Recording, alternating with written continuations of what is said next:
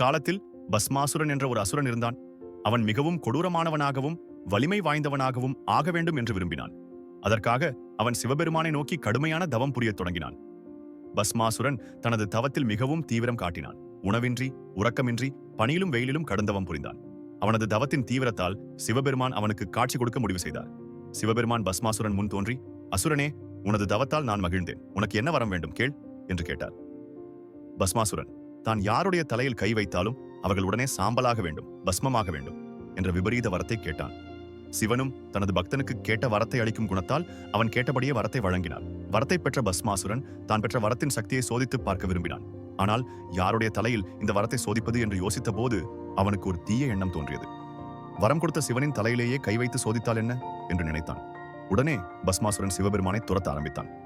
தான் அளித்த வரத்தால் தனக்கே ஆபத்து வந்துவிட்டதை உணர்ந்த சிவபெருமான் பஸ்மாசுரனிடமிருந்து தப்பிப்பதற்காக ஓடத் தொடங்கினார். சிவபெருமான் மலையெங்கும் காட்டெங்கும் ஓடினார். பஸ்மாசுரன் விடாமல் துரத்திச் சென்றான். இந்த காட்சியை கண்ட தேவர்கள் மிகவும் அச்சமடைந்தனர். சிவபெருமானை காப்பாற்ற வழியின்றி அனைவரும் மகாவிஷ்ணுவிடம் முறையிட்டனர். மகாவிஷ்ணு நிலைமையின் தீவிரத்தை புரிந்து கொண்டார். சிவபெருமானை காப்பாற்றுவதற்காக ஒரு அழகான மயக்கும் மோகினி பெண்ணின் உருவம் எடுத்தார். மோகினி பஸ்மாசுரன் ஓடி வந்த பாதையில் ஒரு அழகிய இடத்தில் தோன்றினாள்.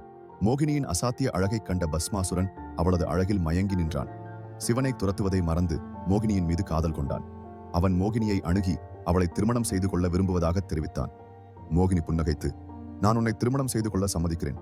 ஆனால் எனக்கு ஒரு நிபந்தனை உண்டு. நான் எப்படி நடனமாடுகிறேனோ அதே அசைவுகளுடன் நீயும் நடனமாட வேண்டும். எனது நடன அசைவுகளை நீ சரியாக பின்பற்றினால் நான் உன்னை மணப்பேன் என்று கூறினாள். பஸ்மாசுரன் மோகினியின் நிபந்தனையை ஏற்றுக்கொண்டு அவளுடன் நடனமாடத் தொடங்கினான்.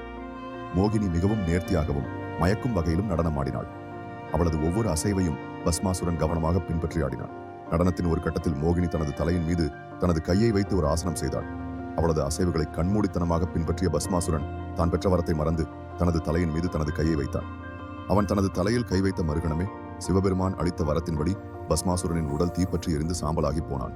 இந்த கதை உங்களுக்கு பிடித்திருந்தால் சேலோன் ஸ்பிரிச்சுவல் சேனலை சப்ஸ்கிரைப் செய்யவும், லைக் செய்யவும். நன்றி.